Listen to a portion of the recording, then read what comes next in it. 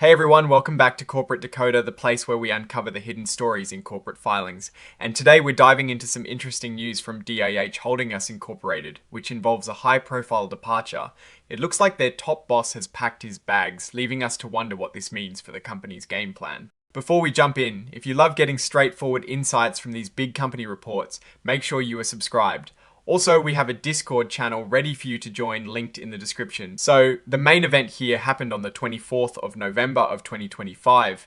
This is the date when the company is reporting a significant change in its leadership. The big news is that Jason Chen, the Chief Executive Officer of DIH Holding US Incorporated, has stepped down from his role as CEO. He actually told the board he was leaving on the 24th of November, and then even more officially, on the 25th of November.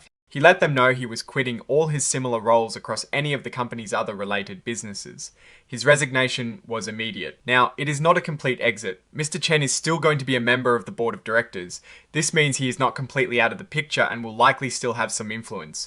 The company hasn't named a replacement for him yet, so there is a bit of uncertainty there about who will take the helm as the new chief executive. We're looking at DIH Holding US Incorporated. This is the company we're talking about. They are incorporated in Delaware, which is a common place for companies to set up shop. Their commission file number is 001-41250, and their IRS employer identification number is 98 to 1,624,542. Their principal office is located at 77 Accord Park Drive, Ive, Suite D-1 in Norwell, Massachusetts. If you needed to call them, their phone number is 617-871-2101. But honestly, for this kind of report, we're more interested in the substance than the contact details. One interesting thing is that DIH Holding US Incorporated has checked the box to be considered an emerging growth company. This basically means they are a newer, a possibly smaller company that gets some benefits like less strict reporting rules. And here, they've opted not to use the extended time for adopting new accounting rules, which signals they want to be on a more even playing field with more established companies sooner rather than later. The core of these reports often comes down to the numbers, but for this specific filing, the most significant piece of information is the leadership change. There are no detailed financial tables provided today that we can dig into for earnings or balance sheet specifics, but a CEO stepping down, especially so suddenly, always makes you want to look closer. When a CEO leaves, especially if it is unexpected or without a clear successor, it can create ripples. Investors start to question the company's future direction. Is this a sign of underlying problems? Or is it part of a planned transition that just happened to occur?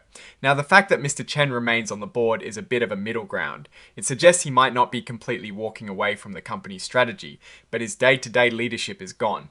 Mr. Chen was likely the driving force behind the company's strategy and vision. His departure could mean a shift in that direction. We need to watch who they appoint as his replacement and what his or her priorities will be. Will they stick with the current plan, or will there be a major overhaul?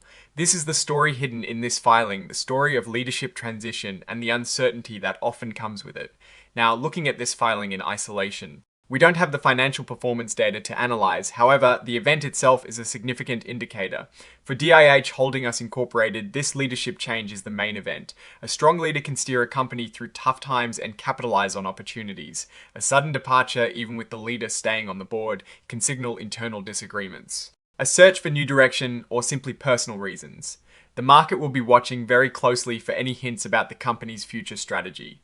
From a Warren Buffett perspective, you'd want to understand why the CEO left. Was it a difference in fundamental views about the business's long-term prospects?